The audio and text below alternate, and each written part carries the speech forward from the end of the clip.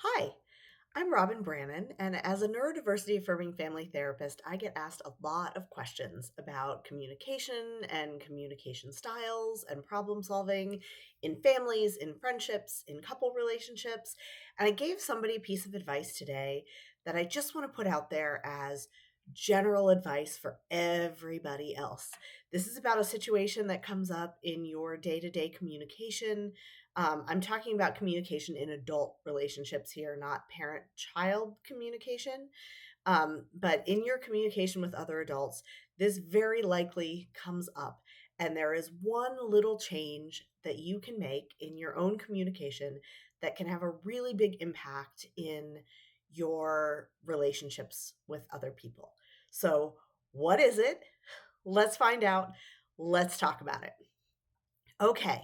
So a pattern that we see happen a lot, it happens in my own life, it happens all over the place, is you've got one adult saying to another, "Hey, what do you want to do?" Or "Where do you want to go to eat?" That's a big one, right? Choosing a restaurant or choosing what kind of food to have for dinner. Like this comes up a lot. And so oftentimes what I see when people are they're trying to be kind, you're trying to be accommodating, you're trying to be supportive of the people around you. And the common response that I see in that situation is somebody asks you, "What do you want to do?" And you say in return, "I don't know, I'll do whatever you want." Or "Whatever you want to do is fine with me." Or "I'll go with the flow, whatever the group decides." Right? And it sounds like a kind, supportive, accommodating thing to do. Hey, I'm just going to be willing to do what everybody else does. The problem is that when you do that, you hand the responsibility for your decision over to the other person that you're talking to. And you do it without enough parameters for them to really know how to do right by you in that situation. So you're being kind and open and flexible and supportive and all the things you're trying to be. Well, the other person is trying to be all of that too. They're trying to be helpful and supportive to you because this is somebody that cares about you. This is a friend that you're going to dinner with, or it's your partner, or it's somebody in your family. This is someone who cares about your wants and needs also. Maybe even someone who loves you. And so this person is now in a situation where they're trying to do right by you, but they don't have enough information to really do it well. So, what's the change that you can make to disrupt this situation and to have more of a partnership with the people that you're in relationship with? The change is instead of, "I don't know, whatever you want to do," or "I'll go with whatever the group decides," you could say, let's say we're talking about a meal, you could say, "I could do tacos or I could do sushi," right? So you take that, just that extra moment to define for yourself something that would be okay for you.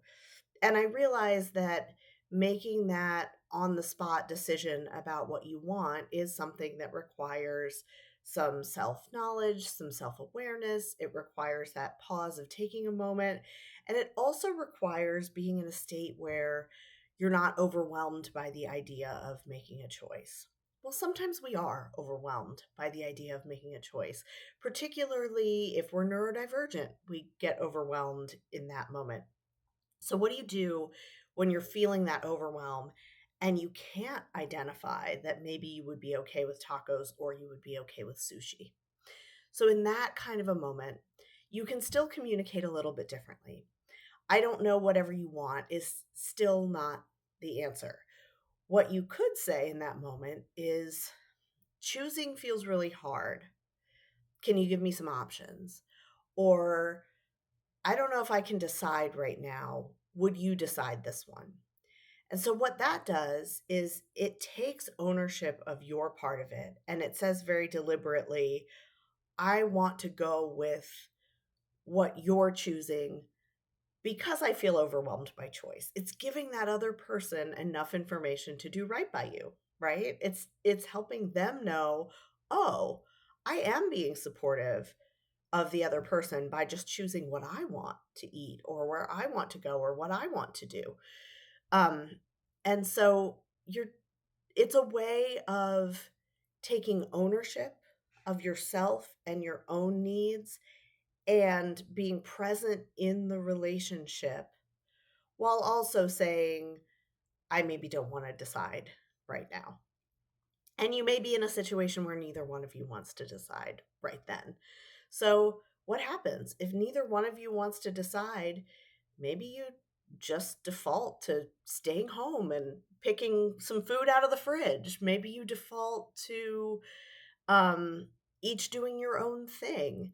It You can do what feels right to you in that moment, and if nothing feels right to you in that moment, it's helpful to do some thinking when you're feeling a little bit better and determine like just what you want the default scenario to be. Maybe as a family, your default scenario is we order pizza, right? So if none of us can make a decision right now, here's the pizza phone number, and that's what we do. And we have our standard order and it's already in the system and we just hit like give us our usual, right?